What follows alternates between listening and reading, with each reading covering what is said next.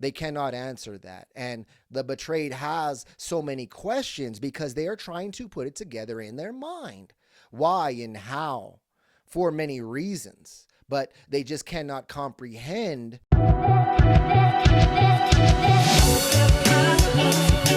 Hello, and welcome to the Mind of a Cheater podcast. I am Coach Michael, infidelity recovery specialist and creator of the 9 stages of infidelity. I was a serial cheater for over 15 years, as well as I was betrayed multiple times in past relationships, so I know both sides of infidelity. Now, today is episode 2, How Cheaters Cheat. Now, before we get into the psychology and the patterns behind how cheaters hide, disguise, and maintain their cheating. Yes, I'm going to teach you exactly how cheaters cheat and get away with it. But before we get into that, I hope you are doing extremely well. No matter where you are at on this planet, whether it is day or night, whether you are close or you are far, whether you are in your room or you are in your car, I hope you are doing very well. Okay, so let's get into it for today. Now, why we are getting into why cheaters cheat and how they cheat is to better understand it.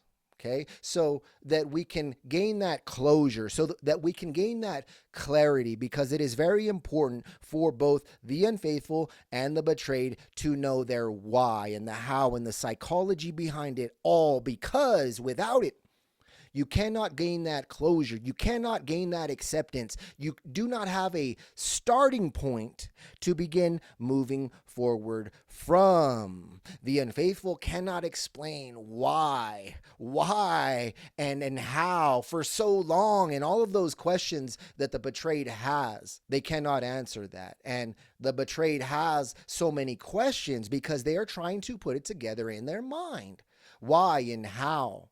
For many reasons, but they just cannot comprehend with all of the history, the children, the moments, the responsibilities, the house, the business, everything we have together, all of those moments, it felt so real. How could it not be real? And so knowing the why and the how is very important. And so let's get into exactly why and how it happens and the mechanisms cheaters use to maintain their affair, to keep it going. That's right. Okay, so number one is they disguise their cheating as something else. So cheaters will hide their affair by making the reason for their absence seem completely normal.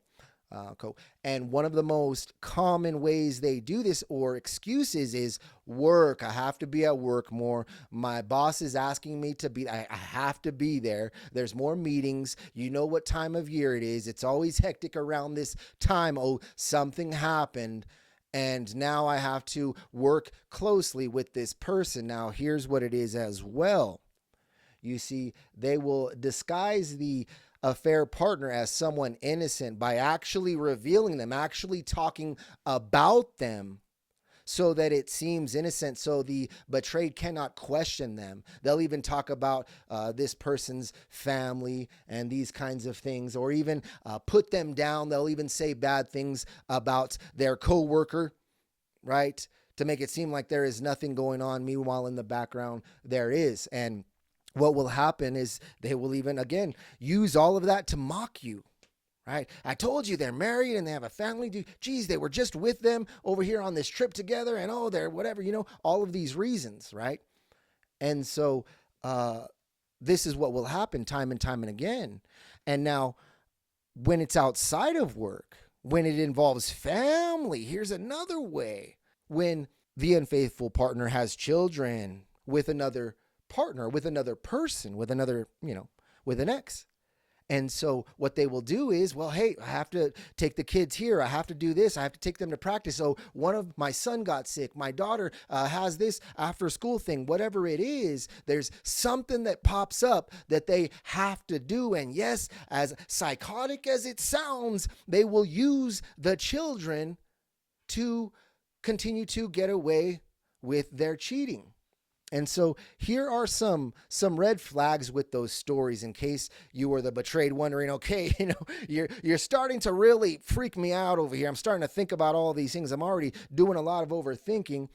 And, I'm not here to try to get you worried or scared or anything like that. We're here to raise the awareness, but here are some red flags on how to recognize those things. So when these things happen, there are details and holes in the story. They cannot explain everything. Now, yes, some cheaters get so good at lying as to where they're just pathological and they can list this very intricate and complex story, but majority of the time when these things happen, they do not have the concrete evidence to back it up. There's holes in the stories. There's things they just can't remember. Yeah, what place it was, I don't know. Around what time, I don't remember why, but this is what it is. And a lot of the time too, they will throw that guilt on the betrayed for, hey, this thing happened and I have to do it. And I just need you to be understanding right now, okay? I need you to support me, and I just need you to listen. I need you to do this and be understanding, because it's this big old thing, whether it's at work or it's with the kids, right? And if the betrayed doesn't, then again, that's more ammunition, so to speak. And here's a big red flag that I want you to be very aware of too. When things happen randomly, okay? When things really just unusual things happen or continue to happen that just don't make any sense. Yeah, this person called me up. I know it's just kind of like out of nowhere, but they asked me to do this. Now I got to go over with them, or whatever intricate story it is that just happens again. It just sounds like, really? Like what? That doesn't make any sense. Yes, right? That might happen in life here and there, but it does not happen that often. Right? And so let's get to another way that they do. So reverse psychology and narrative flipping. This is where the cheater accuses you of the very thing they are doing. This flips the emotional power dynamic and creates confusion, guilt, and self-doubt in the betrayed. They will say things like this: are you asking me this because you are the one that is cheating? Are you projecting some kind of guilt onto me? Is this where this is coming from? Right? And what will happen is they will have the narrative already set up that you are the one that is in question of trustworthiness. What they will do is they will take an event from the past, whatever happened between the both of you, and maybe it caused some distrust. Maybe there was on the betrayed's end a lie told or a truth withheld, or something happened to then go, okay, you know what? That's really suspicious. I can't prove anything. The unfaithful goes, but you know what? I'm going to go ahead and hold that against you and bring it up in these moments. Whenever you are accusing me of doing anything suspicious, I'm going to use those things that you did in your past as being that are suspicious, and accuse you of doing those things right now as a reason of why you are asking me all of this.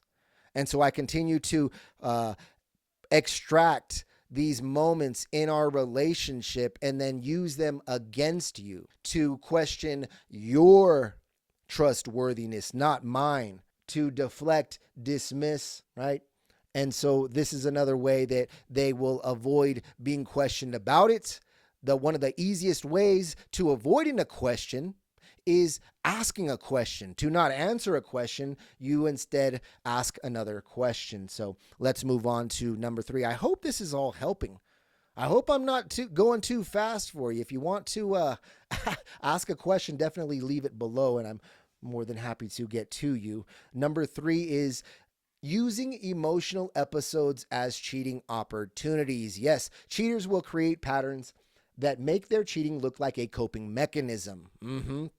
Yes. So, for example, every time there is an argument, the unfaithful spouse will abandon. They will leave. They will escape. They'll get in their car and they'll leave, and they'll go somewhere and they'll turn off their phone, or they don't answer their calls. They don't answer the messages. They leave for however long, and they have no explanation for where they were, or what they will do is they will leave somewhere and they will go for a while. They'll turn off their phone. They don't have any explanation, except for when they get back, they say, hey, you know what? I took some time to cool off, and they'll make up a story. They'll go, hey, you know what? I went to the lake and I went to go sit there, or perhaps I went for a drive, and you know what? I just went to go calm down and let some steam off. And you know what? That really helped me out. And now I realize that that's something that really helps in our arguments or whenever these things happen, is I just need my own time. And so now moving forward, that's something that I need from you.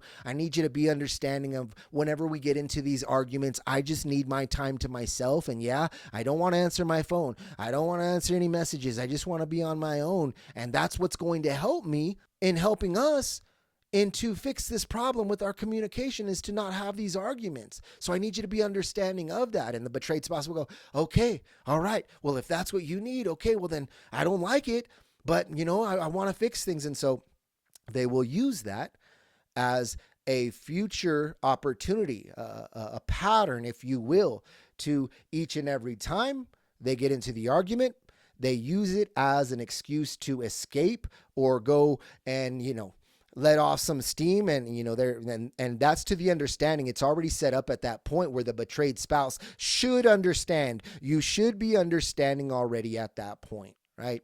And so this is all manufactured freedom for cheating. How can I create a story that sticks as to where each and every time it's a consistent story? Okay. Number 4, now here's where we get a little intricate. Here's where we get into advanced level cheater, as like I was. Advanced level, as to where you really get in depth with it, and the psychology and the manipulation of it. Okay. Some cheaters become extremely strategic by planning arguments to create those cheating windows.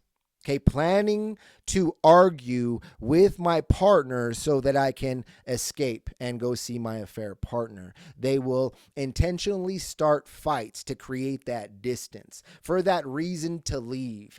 And what they will do is they will perhaps nitpick at something. All right, maybe they just show up and they're just in a bad mood, and they'll nitpick at something. They'll just start with something.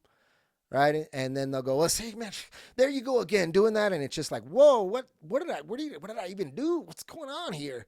Right. Or they'll provoke, bringing up those old issues, and they'll start attacking, nitpicking, provoking, or perhaps even playing the victim, saying whatever they need to say to trigger the betrayed to say something to attack them back. So then they have a reason. This is called listening for only what you want to hear. You ignore 99% of what your partner is saying, and you only tune in to the 1% that you can perhaps use against them. This is something I teach in listening styles. They are automatic listening styles, negative interpretations, ways that we listen and interpret. But this all gives them the reason. They find that reason, that they have the reason, the emotional justification, and the opportunity.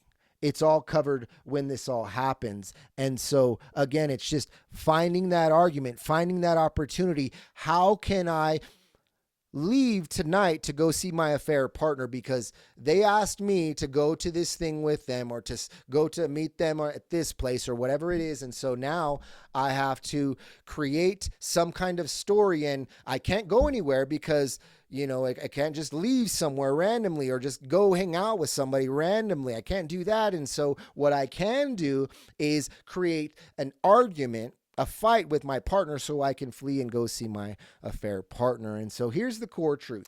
Cheaters know what they are doing is wrong. They're not confused about that. They know it's wrong, but they justify it with resentment, entitlement, avoidance, emotional escape, identity issues. And resentment is a very big one, because resentment, so going back to what I was talking about earlier about bringing up things from the past and using them against your partner, that is resentment speaking. So resentment can lead to the entitlement, because the resentment talking is going, well, they're over here doing that to you, so, well, I guess they just don't care about you. So why, do you care about them, or why do they care about what you do if they, right? All of these other reasons from the things that they've done to you in the past and you got over, but you never forgave them for, or you are purposefully holding on to them to use against your betrayed spouse as reasons to cheat, to justify your actions of cheating. And so all of these issues and all of these patterns are all there. And it isn't until the cheater discovers their issues of cheating and fixes them as to where they can truly change, because cheating is not about sex.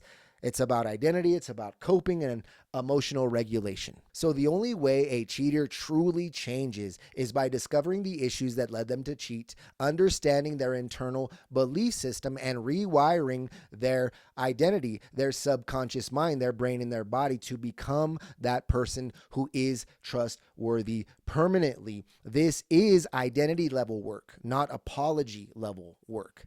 So if you're listening to this right now and you recognize yourself in any of these patterns, this is your wake-up call. Cheating isn't about something just happen. There are beliefs, identities, patterns, emotional habits, and coping behaviors that create the environment where cheating becomes an option. But here's the truth. You can change. You can become someone who is honest, someone who is loyal, someone who is trusted, again, not because you said so, but because your character proves it daily. If you're the unfaithful spouse and you want to break the cheating identity permanently, then this is the work I do. I teach the never cheat again transformation, the identity shift, the behavior shift, the permanent change. If you are ready for that, the link to my coaching is below in the description. And if you are the betrayed spouse listening to understand, I see you, your pain is real, and you deserve the truth, the safety, and the healing as well.